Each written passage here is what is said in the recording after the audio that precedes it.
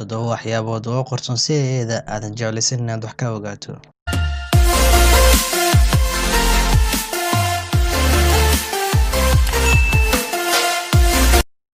Wakaaladda Sirdoonka Mareykanka ee loo yaqaan CIA-da ayaa waxay ka mid tahay wakaaladaha sirdoonka ka shaqeeya kuwooda ugu waaweyn.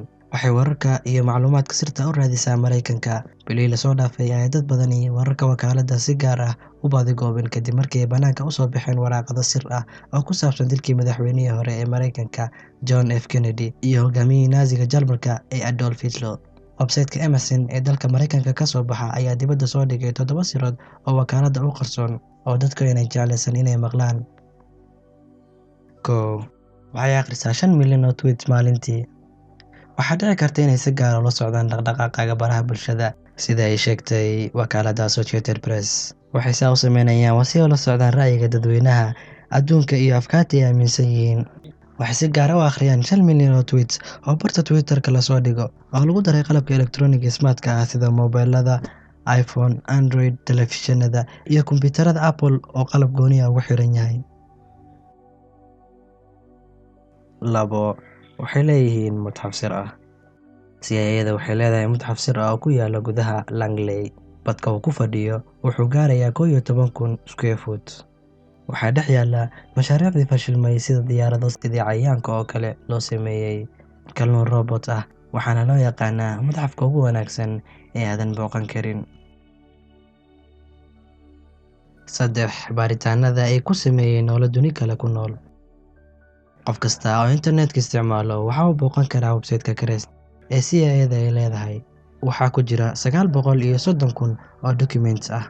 Website-ka ayaa waxa uu ku soo bandhigaa 12 milyan oo safxadood oo laga qoray baaritaanada jiritaanka in nolol duni kale ku nool uu jiro iyo in kale oo far sir ah ku qoran. 4. Starbucks Coffee. Waa maqaaxida Starbucks Coffee ee caalamiga ah xarunteeda xafiiska weyn ee CIA-da ku leedahay gobolka Virginia. Maqaaxidan adigoon warqad oggolaansho amni ah aan haysan ma geli kartid, halka dalabaadka magacyadooda kuwa aan ahayn loo yaqaano.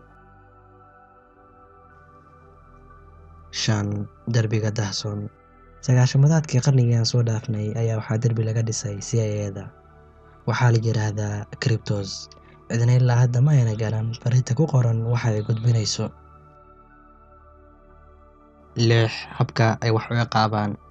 Warbixino laga diyaariyay CIA-da ayaa sheegayaan in habka ay wax ku ciqaabaan ay ka mid tahay muusiga kooxda Red Hot Chili Peppers. 1980-dii ayay waxay u shideen dadka wax ay ugu yeeraan argagixisadii ay u haystaan.